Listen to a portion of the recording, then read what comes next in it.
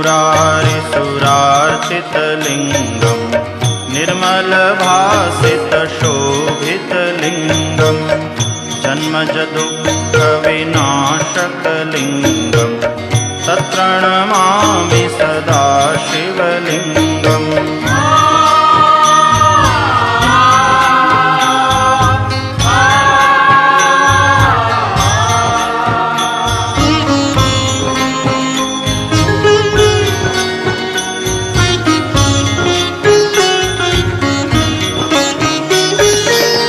देवमुनिप्रवरार्चितलिङ्गं कामदहं करुणाकरलिङ्गं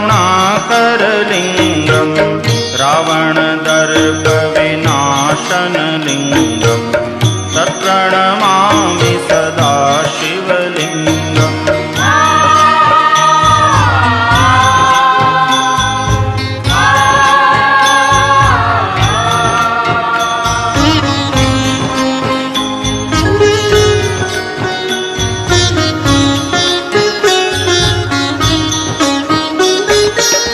सर्वसुगन्धिसुलेपितलिङ्गं